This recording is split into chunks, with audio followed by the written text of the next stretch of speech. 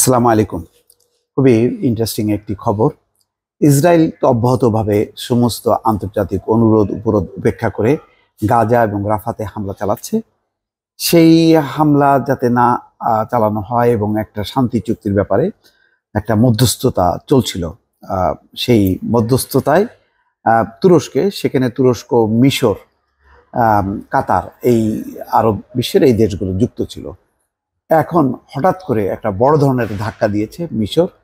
তারা বলেছে যে আন্তর্জাতিক যেই আদালত, যুদ্ধাপরাধ আদালত, সেই আদালতে যোগ দেবে মিশর।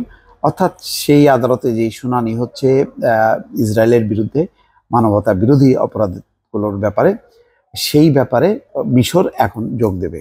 এটি আকস্মিকভাবে বড় ধরনের একটি ধাক্কা বলে ইসরায়েল মনে করছে। এখানে বলা হচ্ছে যে আইসিজেতে ইসরায়েলের বিরুদ্ধে মামলায় যোগ দেওয়ার ঘোষণা দিয়েছে মিশর। কোনো বিশ্লেষক ভাবছেন মিশরের এই ঘোষণা কি ইসরায়েলের সঙ্গে স্বাক্ষরিত ক্যাম্প ডেভিড চুক্তি থেকে বেরিয়ে আসার আভাস, তেমন একটি ইঙ্গিতও দিচ্ছে। বেনিয়ামিন নেতানিয়াহুর ইসরায়েলকে কেউ থামাতে পারছে না। গাজায় নির্বিচারে হত্যাযজ্ঞ চালিয়েছে ইসরায়েলি বাহিনী।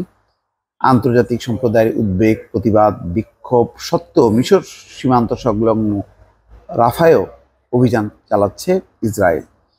রাফার প্রায় কেন্দ্রে ঢুকে পড়েছে ইসরায়েলি ট্যাঙ্কসহ সাজোয়া যান। আগেই রাফা থেকে ফিলিস্তিনিদের সরে যাওয়ার নির্দেশ দিয়েছে ইসরায়েলি বাহিনী, যদিও গাজায় নিরাপদ আশ্রয় বলতে কোনো স্থান নেই। রাফায় ইসরায়েল সর্বাত্মক অভিযান শুরুর সময় মিশর এক ঘোষণা নেতানিয়াহুর ইসরায়েলের জন্য আচমকা ধাক্কা হয়ে গেছে। আন্তর্জাতিক বিচার আদালত আইসিজে ইসরায়েলের বিরুদ্ধে গাজায় গণহত্যা চালানোর যে মামলা দক্ষিণ আফ্রিকা করেছে তাতে যোগ দেওয়ার ঘোষণা দিয়েছে মিশর। মিশরের পররাষ্ট্র মন্ত্রণালয় 12ই মে বিবৃতিতে জানিয়েছে, ইসরায়েলি বাহিনী গাজা উপত্যকায় বেসামরিক ফিলিস্তিনিদের হত্যা করছে, বেসামরিক অবকাঠামো ধ্বংস করছে, আইসিজের আন্তর্বর্তী আদেশ অমান্য করছে। এই কারণে কায়রো আইসিজিতে ইসরায়েলের বিরুদ্ধে অবস্থান নিচ্ছে। গত অক্টোবরে গাজায় ইসরায়েলের অভিযান শুরুর পর ইরান বা তুরস্কের মতো কড়া ভাষায় কথা বলেনি মিশর।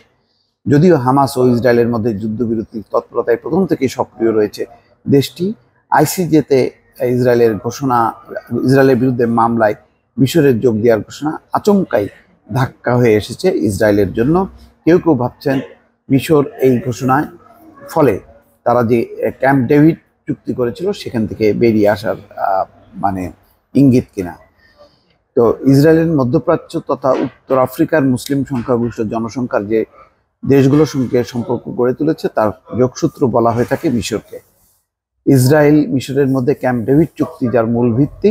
এখন এই মিশর যদি আইসিজিতে যোগ দেয়, ইসরায়েল নিশ্চয়ই এটা মেনে নেবে না এবং ইসরায়েল তখন একেবারেই প্রতিপক্ষ হিসেবে মিশরকে গণ্য করবে। এবং মিশরও দেখছে যে আসলে ইসরায়েলকে তো কোনো অর্থেই থামানো যাচ্ছে না, বরং শান্তি চুক্তির অংশ হিসেবে মিশর থাকার ফলে মিশরের যে জনগণ তারা তাদের শাসকদের বিরুদ্ধে ফুটছে।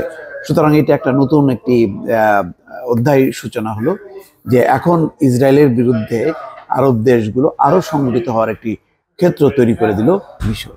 দর্শক ভালো থাকবেন, আল্লাহ হাফেজ।